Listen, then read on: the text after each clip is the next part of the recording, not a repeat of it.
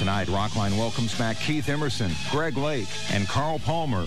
So get your questions ready and call us toll-free in the U.S. and Canada at 1-800-344-ROCK. That's 1-800-344-7625, one number toll-free from anywhere in North America. Well, last week we had a holiday in Canada. It was Victoria Day up there, and I was up in Toronto and saw fireworks and whatnot. People were celebrating. Today is a holiday today in the United States. Many people, it's barbecue and head to the beach or the local pond or whatnot. It's also a holiday to remember those who have died to keep us free and have served in the military, and we wish them and our families the best. And of course, we were engaged in war just a year and a half ago, so much has changed in just the past couple of years, and we give thanks to those who have helped save our country. Last March on Rockline, it was our pleasure to welcome Emerson, Lake, and Palmer in the first of a two-part special, and we informed North America of their decision to resume recording and reminisced about days gone by. We also made sure that when we presented part two with them, that their new CD would be just about ready for release. Well, it is. It's out June 9th, as a matter of fact, and tonight we have the national premiere for you, featuring all brand new songs. So let's welcome live from London, England, where it is 4:30 in the morning on Tuesday. Yawn. First up, Mr. Keith Emerson. Keith, good morning to you. Good morning, Bob. How are you? I'm fine, yeah. I'm just about waking up there. Just about waking up. I'm fine. Another cup of stiff tea for Keith there. Also, Mr. Greg Lake. Greg, welcome back to Rockline. Hi, Bob. Thank you very much. Nice to be back. And Carl Palmer, too. Carl, good morning to you. Good morning, Bob. How are you? I'm doing fine. Gentlemen, we have just given you instant jet lag, and you've never left your own city. That's right. That's okay, though. We'll deal with it. All right. Good luck later today. It's going to be a long day for you today. The new CD, Black Moon, is going to satisfy longtime ELP fans because it is so representative of the band's previous sound, but not in a redundant manner at all. Did you set out to establish a certain sound, or is this simply what happens when the three of you play together? Shall I take it? I think really it was just a product of a lot of enthusiasm. We originally embarked on this, I think we perhaps told you last time, we started out to do a movie score, but in the process of doing it, we just accumulated all this material.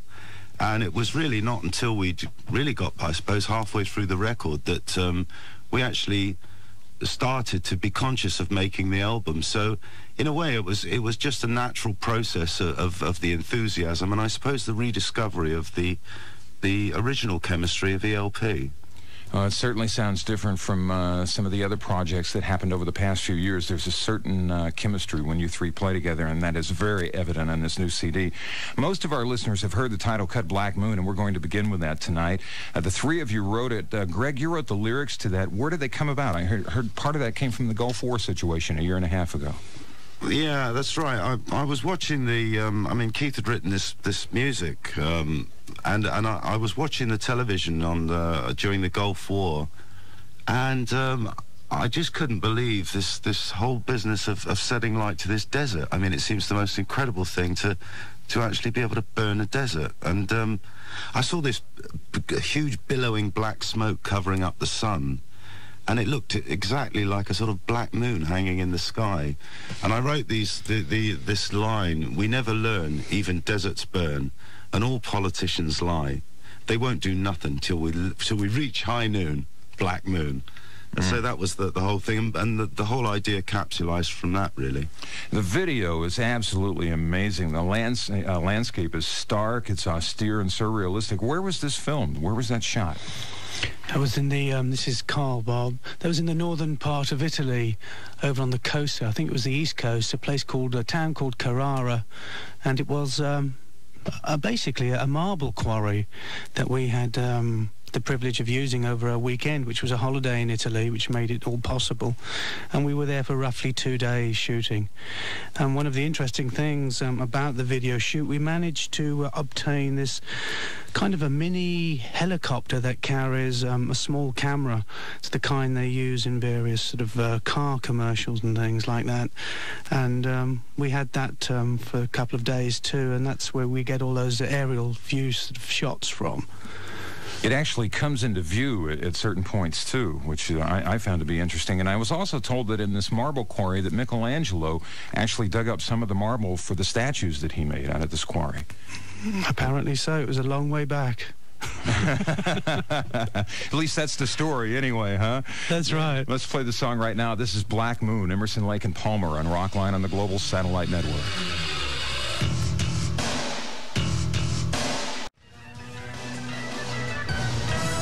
Oh, that sound is so nice to hear again. Unmistakably, Emerson, Lake and Palmer, Black Moon, the title track of the new CD. Now, I mentioned that I saw the helicopter in one of the videos. I actually got to see a video called The Making of the Black Moon video, and that's where it appeared. When you actually see it, you will not see this helicopter camera, but in case it comes your way, the guy said, duck. That's right, that's right. Did you cause a stir in this little town when you came in to shoot this thing? Yeah, we had I mean, the Italian people are very warm, as you can imagine anyway, but the mayor of Carrara actually came along to see us, and he brought his family and the whole sort of office staff, as it were. It was a real Italian outing, wasn't it? I mean, that sort of family day, you know. Oh, that's great. Very, very nice indeed. I managed to see him again in the morning, but just before I left, he said, drop by the office, so I did. So they were very, very nice. Very nice indeed. It's an evening with Emerson, Lake and Palmer tonight on ROCKLINE. We'll come back and take your phone calls next. They are toll-free at 1-800-344-ROCK. When you dial ROCKLINE, you're using AT&T, the right choice.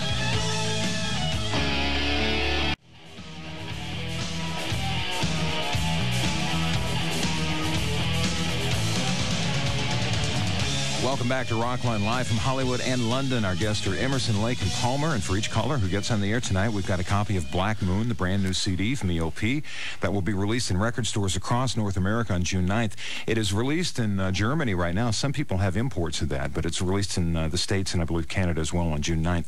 That's courtesy of Victory Music and PLG Records. Each caller will also receive a copy of the best of Emerson, Lake and Palmer on CD, brought to you by Columbia House Music Club. Look for our ad in the upcoming issue of Rolling Stone to get more information about our offers. Columbia House, entertaining America one person at a time.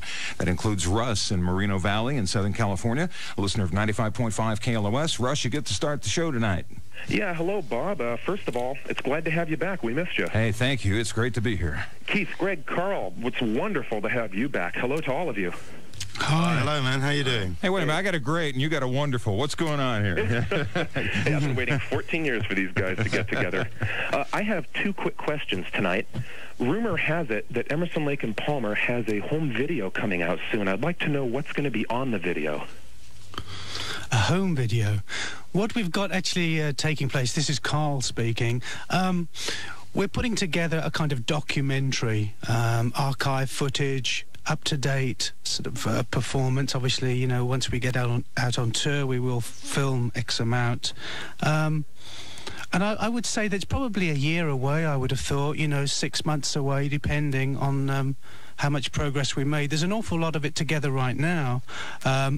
But I think we need to get some new footage of us actually playing, which will be the last thing that'll be inserted. But that will be out, I would think, soon. As I say, I don't really have a date on it, but within the year for sure. Now, there is a date on the actual CD cover that comes with the new music that says the official ELP video biography will be released sometime in June 1992. Obviously, that is not correct any longer. It will be out a little later. Second question there, Russ. Okay, the second question, I'm not sure. Carl may have answered it. I was going to ask if they were going to do a concert video of the Black Moon tour. Well, it will be included. How much of the actual concert, the Black Moon sort of tour, the concert will be included in this documentary that I'm talking about really depends. But obviously there will be sections of it included in the documentary. I think what we wanted to do as a band was, for the first time, actually document everything that we've done in one sort of film, if we could. And it seems the right time, the appropriate time to do it now with the new album and going out on tour. So one other thing, this is Greg here, Russ. We've just heard yesterday, the day before, that we've just booked a show in the amphitheatre in Verona in Italy, which is like the Colosseum in Rome. It's a 2,000-year-old amphitheatre, and we're actually going to be filming a show there. So that's something else that that'll be done in the future. Well, Russ has waited 14 years, and he wants the whole thing. Not a day long. There you go. Russ, thanks for calling, and thanks for the comments, too. It's Don's turn as we head to Cleveland now. 100.7 The Buzzard is our affiliate there. And Don, you're on the Rock Line. Good morning. Good morning. How are you Morning. guys? Morning. Morning, Don. Oh, this is wonderful to talk to you. But my question is for Keith in particular. I'm a Hammond organ buff, and I just wanted to know are you going to use a tone wheel Hammond on this tour? Well, Don, yeah, I've got the C3, the original one, which I used. In fact, it's what I used with the Nice in 1968 as well. But it's all been reserviced and midded up. It goes through two different Leslies, one which is custom built and a standard Leslie 122. So as I don't know if you've heard the record yet, but I'm pretty happy with the organ sound there. Don, thank you very much for the call. We're going to play a song called Paper Blood right now, and since many of you have not heard the new CD by ELP, we'd like to get the band to kind of set up each song for you and tell you a little bit of how it came about. Greg, again, you wrote the lyrics for this. This was contrasting images of rich and poor in London that you saw that kind of inspired this song. Why don't you tell us the story?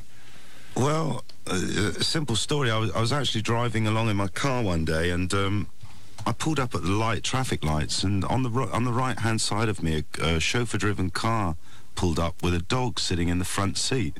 It was a ridiculous sight of this chauffeur-driven dog. And on the left of me, there was a guy picking food out of a garbage can. And it just was a very sort of strange and disturbing thing to see. And I thought, you know, that was money that caused that, really. And then I thought, it's money, it's like blood, you know, and then money's also paper, so therefore paper blood, and that's how that came about, really. Keith, Bob, I'd like to add something here. There's one credit on the album which is missing, the fact that Greg plays harmonica on this too, so we refer to him as Muddy Lake. You promised not to tell me. Muddy Lake. I shan't forget that, Mr. Emerson. Now, Keith, were you given lyrics first, and you, Carl, and you applied the music to this, or how did the music fit the lyrics for Paper Blood? Gosh, I think it was really the result of a jam. This is Keith speaking, by the way. It was the result of a sort of a jam, actually, and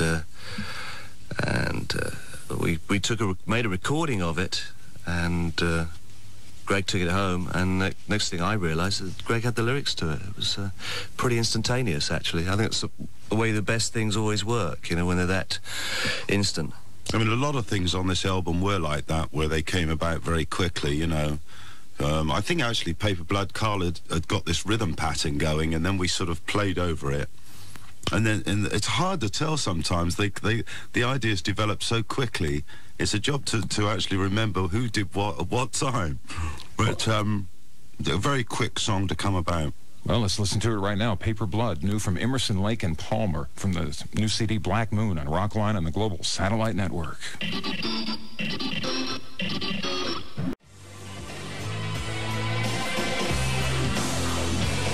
Brand new from ELP from Black Moon, that is Paper Blood with Muddy Lake on harmonica there. I'll never live that down.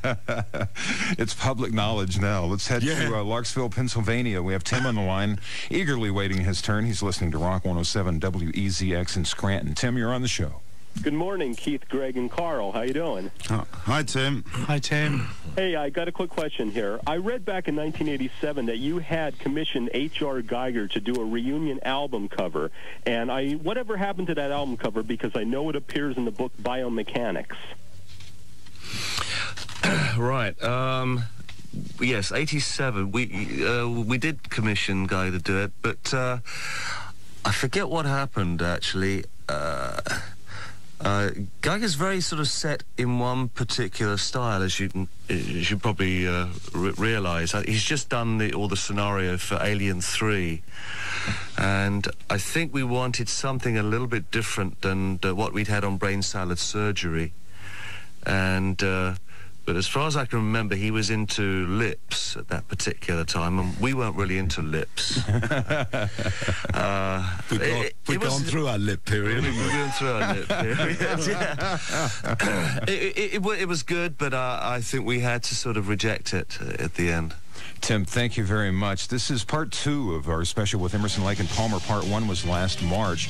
Stay with us during the break. We're going to tell you about next week's show, which is also an outstanding program. This is Bob Coburn with Emerson, Lake and Palmer. They are in London. I'm in the Hollywood Rockline studio, and I'll pull it together during the break. I promise you. We'll be right back.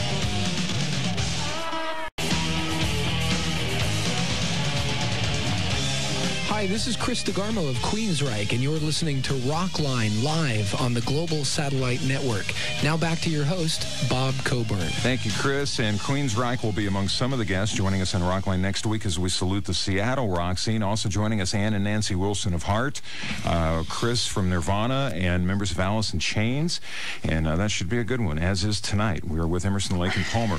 As I said, many people have not seen the new album cover or whatnot. The artwork is rather interesting. Would one of you like to attempt to describe it? What I'll start. It's a carousel and seems to be in motion, and there's money either heading toward or leaving from the carousel. Which is it? Well, it was the whole thing was based on this sort of the world gone mad, you know, stop the world, I want to get off type of feeling. And it was a cover done by a man called A. West, who is a crazy and wonderful person in Los Angeles who, when we were out there mixing, we were in Conway Studios mixing the album. And he came up with this album cover concept, and we just somehow felt that it just captured the whole atmosphere of the album. There's also a new logo that appears on the inside part of the CD that would match the carousel. It appears to be taken off of one of the wooden horses or something. That's right. I mean, he's got a whole history. His whole family were fairground people, and I think isn't that how it came? Yeah, that was done by a Russian lady, actually, and I can't remember her name now. She's credited on the actual cover. Mrs. Vladimiro. But no, that was actually done with a ceramic, I think, that logo. Oh, that's right. Yes, really? It was actually built, yes, and then photographed. That's amazing. We have Leah on the line who would like to talk with you. She's in Alexandria, Virginia, listening to 98 Rock in Baltimore. Hello, Leah. Hi, guys. How you doing? Hi, Leah. Hello, Leah. Hi. It's a great honor to talk with you finally. I've heard the new album, and I have to say it's an oasis in the desert of popular music. Good phrase. Very nice. Okay, my question is this. I read in Keyboard that the song Affairs of the Heart was co-written with Jeffrey Downs, and I was wondering how that collaboration came about. I was actually working with Jeffrey. We were songwriting for about a year in 89, I suppose. Was it 89? I'm getting a nod telling me that it was 89. Nicey, thank you very much. Yeah, we wrote a whole succession of songs, and Affairs of the Heart was one of them. I actually wrote the lyric in Venice, which I was staying at this beautiful hotel called the Danieli, and in the Danieli, in the lobby there's this wonderful chandelier. The Venetians are famous for their glass work, and there was this very beautiful chandelier, and it sort of shot light out all over this lobby. It was the most wonderful sight. And we decided to do it. I think it was just a good counterbalance to some of the other material on the record, which was some of it quite serious and hard-hitting. And I think a romantic song like Affairs was just was the right thing to have. I understand too, Greg, there is a song coming on the forthcoming Asia album that you and Jeff have co-written, kind of a trade-off almost. I believe that's right. Yeah, I believe that's right. Well, we're going to listen to from Black Moon right now, Affairs of the Heart, Emerson, Lake and Palmer, brand new on ROCKLINE on the Global Satellite Network.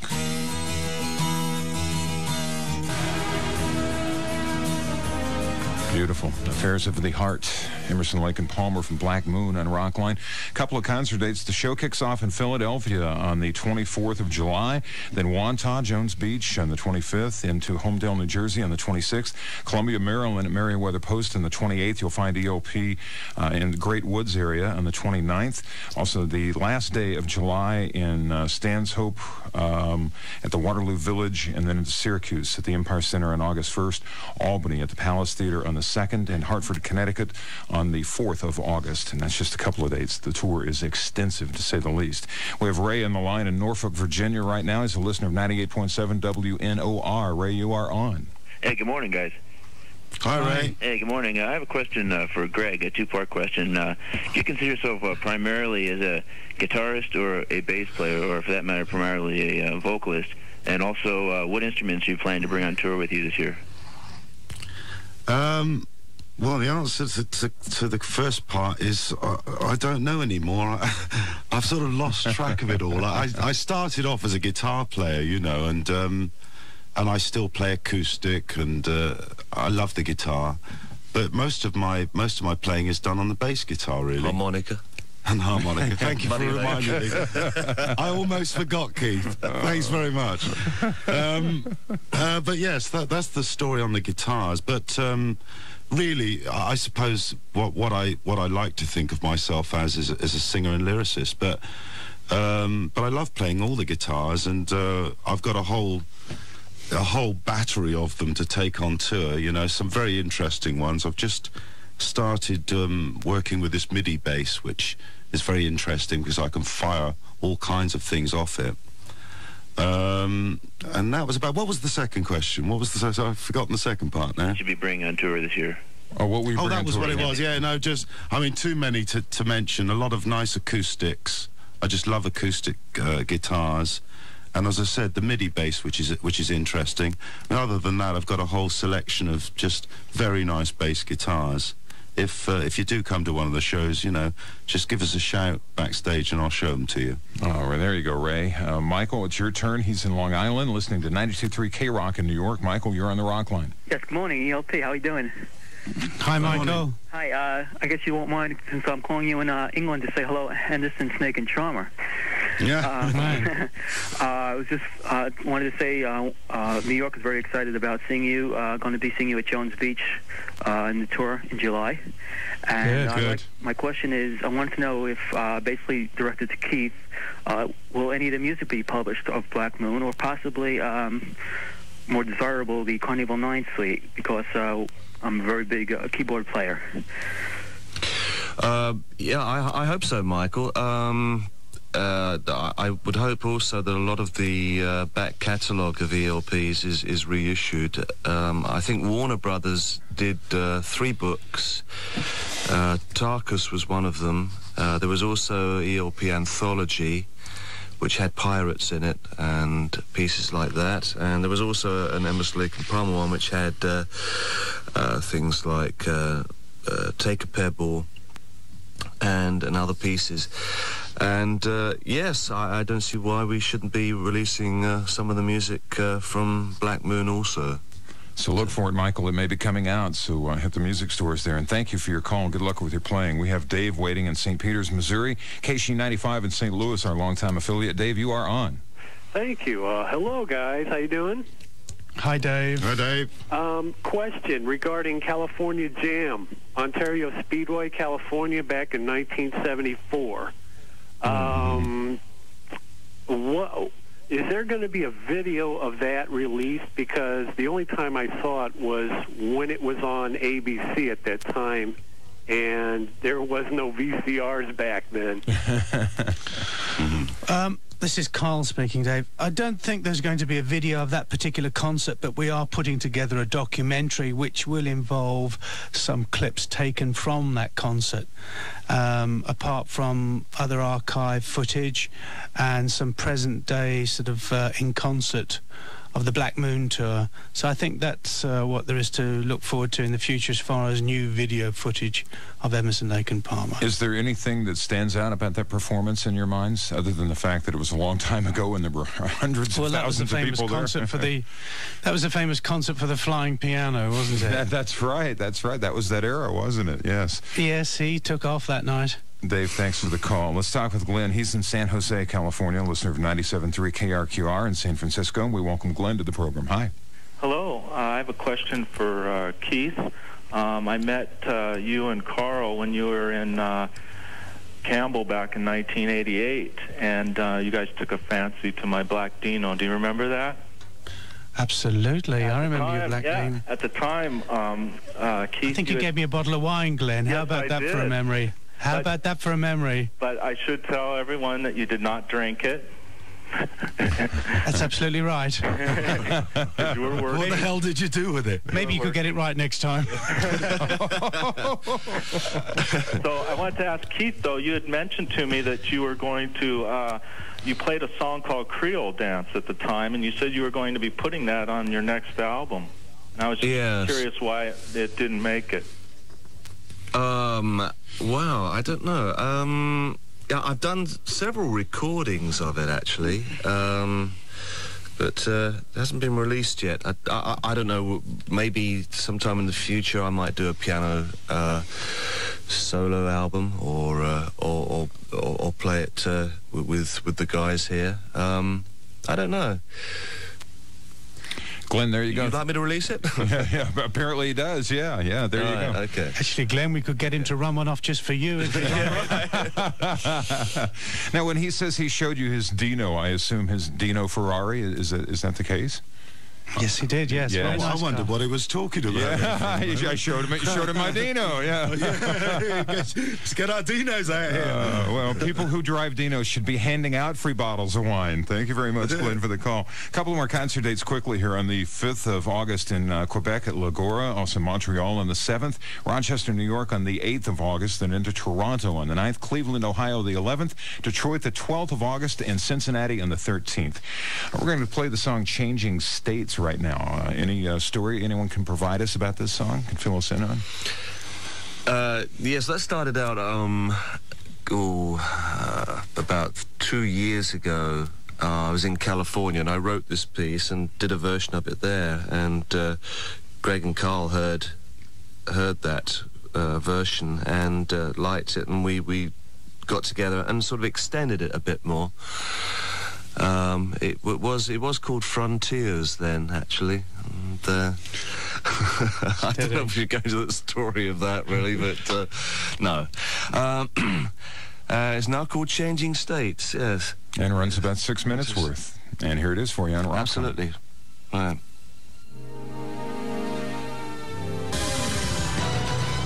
Yes, from Black Moon, Emerson, Lake and Palmer, Changing States. And during that song, Keith Emerson mentioned to me that he wants to dedicate that to Rand McNally, the way the world is changing these days. We'll be back in a moment. It's an Evening with Emerson, Lake and Palmer, Part 2, as a matter of fact. An extended Part 2 of ROCKLINE with ELP. Number to call us toll-free, 1-800-344-ROCK on the Global Satellite Network.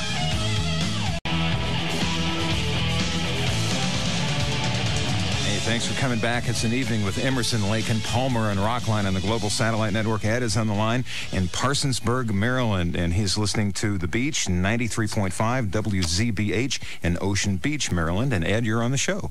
Good morning, guys. Hey, it's great to talk to you. You're my favorite band. Hi, Ed. Hi. How you doing? What I'd like to know is what caused you to break up back in '79, and then what caused you now, 13, 14 years later, to get back together again? Was it the music, friendship? They're all looking at me. Hi, Ed. This is Greg here. I think really the bottom line of it was that throughout the 70s, we used to play, on average, a sort of, I suppose, approximately 180 cities a year. And apart from that, we made, I suppose, 8 or 9 records during that time. And I think really we just became artistically and physically drained at the end of it. And I think we just realized that it was time to stop. I mean, that basically was the reason for it stopping at that time. The reason for it starting again was that a friend of ours, Phil Carson, who we'd had a long involvement with over our career, asked us if we'd like to do a film score for his new record label, Victory. And we were enthusiastic about it, and we started to do it, and that was how this album came about, really, as the product of starting to work on that. So I hope that sort of answers your question there. And God bless you, Phil Carson, for doing that. Thank you, Ed, for being on the show. It's Mitch's turn in New Orleans. He's a listener of 99.5 WRNO. Here's the LP for you, Mitch. Good morning from Sin City, gentlemen. Hi, Mitch. Hi. Hi, Mitch. I've been a fan for 20 years and have seen you live 4 times. My question is, did the drug culture of the late 60s and early 70s ever influence your music of that period? Carl. Silence, Keith. Heavy breathing. Yeah. Keith. Passing the buck. Keith, get up off the floor, Keith. The drug culture of the 60s. How do you answer that? I mean, that's different. Yeah, well, you're referring to the 60s? Yes, the 60s Yes, and yes. late, early 70s. I think that whole period was very experimental, you know, and I came out of a band called The Nice, and I don't think we really experimented that much. Yeah, it was around, but I think the music was more experimental than any drugs. You were pretty out of it when I met you. I was out of it, was I? Yeah, there you go. Very diplomatic. I mean, that was the time of sort of this whole sort of peace and love and people breaking through new discoveries of awareness. I think, yeah, I think we're all part of that, really. Children of the 70s, children of the 60s, 70s. And now we found that we can have peace and love without drugs, and we're all better off. Mitch, thanks for the call. We have Rob on the line in Niagara Falls. He's listening to 97 Rock in Buffalo. It's your turn, Rob. Good morning, Greg, Carl, Keith. How are you guys? Morning. Hi, Rob. Morning.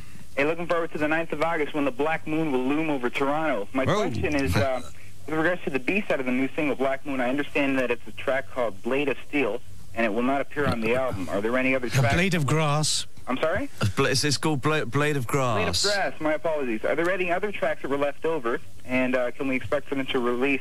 And Carl, for us Asia fans, could you please tell us who's in the current lineup, please? I don't think there are any left over from this session. Actually, are there, Greg?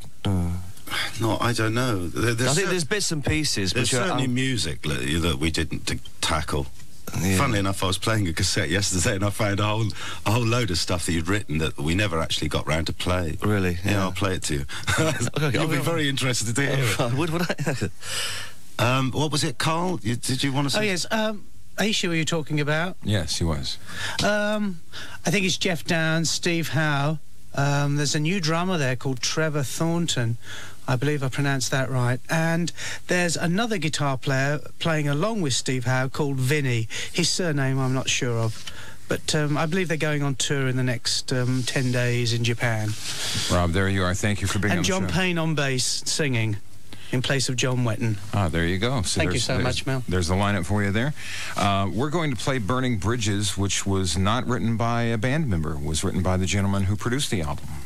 How did this come into the CD, and what kind of job did he do producing you? This song was written by Mark Mancina, who produced the record, and it was in fact the way that we met Mark. We heard this song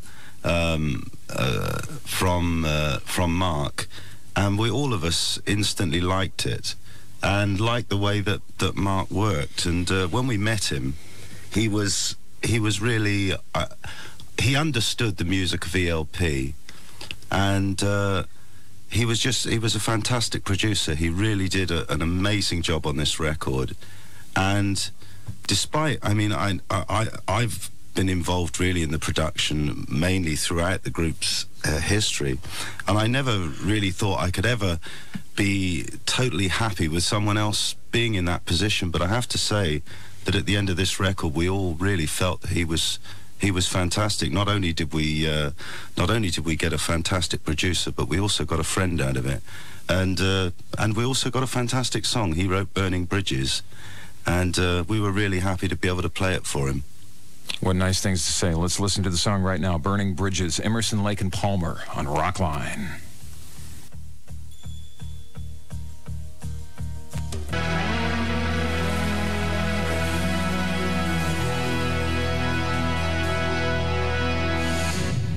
Written by producer Mark Mancina, Burning Bridges from Black Moon, new from Emerson, Lake and Palmer, an evening with ELP in progress right now. A reminder, everyone who gets on the air tonight with Keith, Greg, and Carl will receive a CD copy of Black Moon. That'll be in the record stores across North America on June 9th.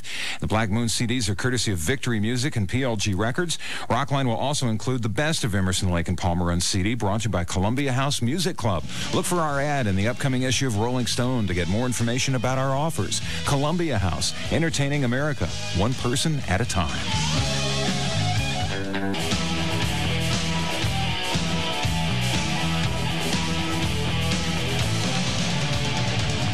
Welcome back to Rockline Part 2. Our evening with Emerson, Lake and Palmer continues. A couple of more concert dates quickly. August 15th in St. Louis, the 16th Chicago at the venue called The World. You got to like that. Indianapolis on the 17th. Great race yesterday, by the way. Also Atlanta on the 18th of August. The 20th, ELP will be in Dallas, followed by a date in Houston on the 21st. San Antonio, the band rolls into that city on the 22nd. Into Phoenix on the 24th. San Diego, the 26th of August. And then a couple of dates from the Los Angeles area. The 28th at the Universal Amphitheater and the Brin Event Center in Irvine on the 29th, followed by Las Vegas on the last day of, or not the last day of August, but the 30th of August. So that's part of the tour itinerary for ELP. More to follow, hopefully, if we have time. Right now, call from Jacksonville, Florida. It's David. He's listening to, Jacksonville, Arkansas. He's listening to Magic 105 in Little Rock. David, you're on with ELP. Hello, ELP and BC. How's everybody doing? Hi, David. Doing good, David. Hello, David. Greg Lake, I love your stuff. I'm a fellow bass player, and I really love listening to your music. Thank you very much. I was wondering, y'all have done several different classical remakes. You've done Fanfare for a Common Man, and you did Mars on the Powell album. And I was just wondering, how have you gone about choosing some of the songs that you felt like doing your own version of? Mainly because we like them very much, I think, David. It's you know, we've always tried to maintain the integrity of the pieces, rather than sort of do sort of joke rock and roll pieces out of them. I mean, when I've done most of the adaptations, I've really gone into listening to the original orchestral recordings, buying the orchestral score. If there's a piano reduction, buying that, checking that out, and you know, and also, like, if the composer has been alive, I've made contact with them too. I know that Copeland was very excited about our version of Fanfare, as was Ynastera when we did the Toccata. And I don't know if you know, on this on Black Moon, we've done an adaptation of the Romeo and Juliet Prokofiev piece, which we're quite excited about. It's an outstanding version of that. As a matter of fact, David, thank you for a good call. We're going to move to Detroit right now. Let Jim have his turn. A listener of 101 FM WRIF, longtime affiliate of Rockline. Jim, you're on the show. Good morning, everyone. I just wanted to find out here, Carl, in particular, how does your playing style differentiate between your ELP style and when you played with Asia? Well, I mean, obviously playing in Asia, my approach was a lot simpler. I mean, the band basically played songs, was more of a pop group, you could say. Maybe that's the wrong terminology, but that was the basis of the music, was very commercial. With this particular band, obviously, there's a more expanse to the music. There's more things to be played. We are a three-piece and not a four-piece, so there's a lot more room here than what there was with Asia, as there always was. So I would say that this is probably more enjoyable from the point of view of the actual sort of the percussiveness of it. There's no doubt that you know, I can play more here, stretch out, and you know, when a song comes along, I know how to treat that too. So I would say that this is probably more enjoyable. But the Asia thing is something that I recommend that every drummer does at some stage in his career, plays songs, because knowing what's needed for that is a song is very, very important, really. And you have to actually experience it to know what it is. Unfortunately, when people write songs, they don't always know what a drummer should play, so drummers really end up not playing as much as what they should. But you know, when you're on the other side of the drum set and you're listening to it, there's an awful lot that can be done. So I had a great experience with that band, but as far as the percussive arts are concerned, there's a lot more on this side of the fence for me to actually perform and play. Well stated, and a good question, Jim. Thank you. Al is waiting on the line in Saginaw, Michigan, a listener of 93.9 KQZ. Hello, Al. Good morning, gentlemen. It's a pleasure to talk to you, and an even greater pleasure to have some new music by you. I have a couple of questions. First, has your stature given you more artistic control overall than most performers today? Did you go into the company and say, here's the album and let's go with it, or were there compromises? Good question. No, it's a strange. I mean, it's not a question of comedy. I suppose we're in a fortunate position, especially with this record. But really, all throughout our career, we've been in a fortunate position of it being a coincidence. We make the music we like. We don't make it really as a commercial project. We obviously hope it's successful, but we make it because we like it. And in this instance, Victory just had the courage to give us a free hand to make the album we wanted, and that's what we've made. So it never really comes about. I mean, we just we make the music and we hope that people enjoy it. I think this is Carl speaking. I think you have to bear in mind here that this particular relationship with Victory Records was via Phil Carson, who has been a mutual friend of the band for probably 20 odd years. So, you know, there was an awful lot of trust. So we were very fortunate to be in that position because, I mean, there are restrictions placed on bands today, but this didn't happen with us. Oh, that's nice to have creative control. Al, another good call. Thank you. You know, I just realized that I only have a couple of more dates here in North America. The rest are in Europe and overseas and whatnot. Sacramento on the 1st of September, San Francisco on the 2nd at the Concord Pavilion, then into Portland, Oregon on the 4th of September. Love this. George Washington at the Summer Music Theater on the 5th of September, and Vancouver, British Columbia on the 6th at the Orpheum Theater. And that is pretty much the North American tour as it stands right now.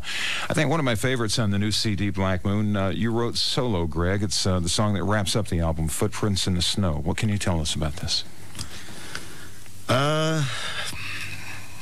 Some songs are written from the mind, and some songs are written from the heart. I suppose when you hear this one, you won't find a lot of difficulty seeing where this one came from. From the heart. Emerson, Lake and Palmer, Footprints in the Snow from Black Moon. I'm Bob Coburn. It's part 2 of our 2-part special with ELP. We have Mike on the line. Mike's in Pasadena, and he's a listener of 95.5 KLOS. Hi, Mike. Hi, how you guys doing? Welcome back, Bob. It's nice to have you back. Thank you. I had a question, first of all, for the band, and then second of all, for Keith specifically. I wondered, do you guys have any longer compositions planned for the future along the lines of Pirates or Tarkus, or do you pretty much feel that time has passed?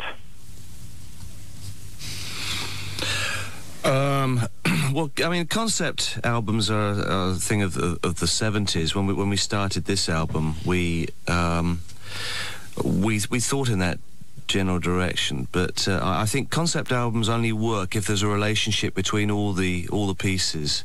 And in this particular case, making Black Moon, each individual track didn't have a relationship with the other piece. We were coming up with so many different ideas. But I don't see why in the future we shouldn't do a longer piece, you know. It's not ruled out. It's just not on this particular album. This album, even though it's new, sounds to me almost like a greatest hits record, and I mean that as a real compliment. Mike, thanks for the call. It's Wendy's turn in Atlanta, listener of 96.1 WKLS-FM. Wendy, you're on with ELP. Hi. I'm calling from Carnesville, Georgia, and my question is directed to Greg. I would like to know what inspired you to write Farewell to Arms, because it is such a beautiful song, and all of them are beautiful on the album, but I really love that song. Hi, Wendy. Yes, well, Farewell to Arms, it was at the time of the Russian Revolution, you know, when they were bringing these tanks through the town, and it just felt to me like there was a chance for once of freedom from war and an end to the arms race, and just generally that feeling of having a chance to escape from war and armaments. It just seemed like a good time to make that statement, and I just loved the melody that Keith wrote and the music there. It just it seemed the right statement to make. I agree. Thank you very much. You bet, and I agree with you too, Wendy. In fact, I wish we had time to play all 10 songs on this new CD, Black Moon. We do not, however, but please come back after the break for more with Emerson, Lake and Palmer. It's Rockline live as it happens on the Global Satellite Network. Our number is toll-free, 1-800-344-ROCK.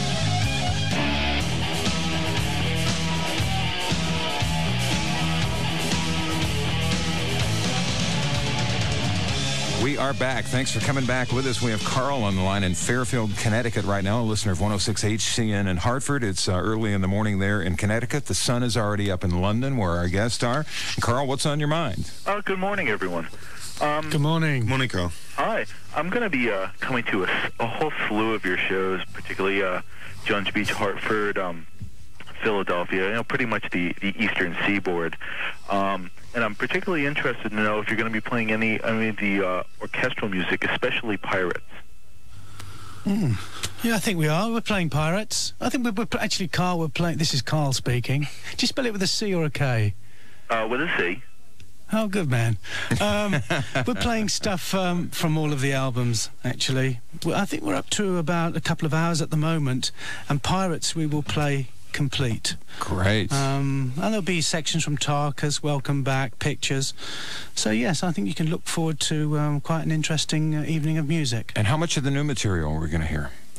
There's 6 pieces at the moment, Bob, I think, that are being played. Good. From the new Black Moon album. Good. That sounds like... Which is quite generous, isn't it? Yeah, I think so, yeah, for a brand new record. Carl, thanks for the call. Carl with the C there. We're going to let Chris wrap up the show. Chris is in Las Vegas listening to KOMP 92.3. Chris, you're on. Great. Fantastic. Hi, guys. How are you doing? Hi, Chris. It's fantastic. I quickly got to say, this time, guys, whatever you do, don't leave. It's fantastic to hear you back. That's great. Can you hear me? Certainly can. My question is, have you ever considered, I have a proposition for you guys. I'm in Las Vegas, and you're playing on the 30th of August. Would you ever consider a fan such as myself introducing you on your last night of your tour in Las Vegas? Why not? You got it.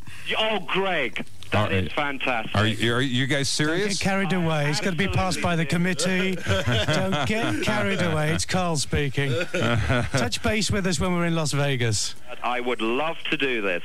I tell you, sure you would. Tell you what we will do. We will take Chris's name and number, and we will avail that to your management, and a decision can be made. It will be run through the committee, as you say. But you do that. Hey, that's great, Chris. Thanks, man.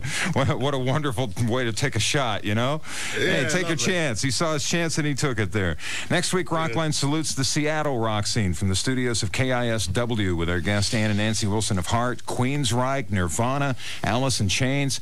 Some of the shows coming up soon: Santana, Gene Simmons, and Paul Stanley of Kiss, Mr. Roger Daltrey, the Black Crowes, and much more. This month marks Rockline's 11th year on the air. 11 years on the air this month, and it would not be possible without your support. So thanks for listening and for calling tonight.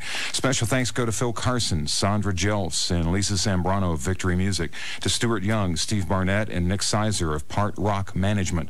Also to Sky Daniels and Dave Ross of PLG Records, to Sarah McMullen of McMullen & Company, to David West, Peter Ockelford, Peter, Maria Murphy, and the staff of Capital Radio in London for hosting Rockline tonight or this morning, as the case may be there in London. And, of course, to our guests, Keith Emerson, Greg Lake, and Carl Palmer. What a great 90 minutes. Not only this, but the preceding 90 minutes a couple of months ago. Good luck on the tour, and thanks for a great album, you guys. Thank you, Bob. All right, I'll see you in August here in Southern California at the Amphitheater. I'm BC, and I'll be seeing the rest of you in a week.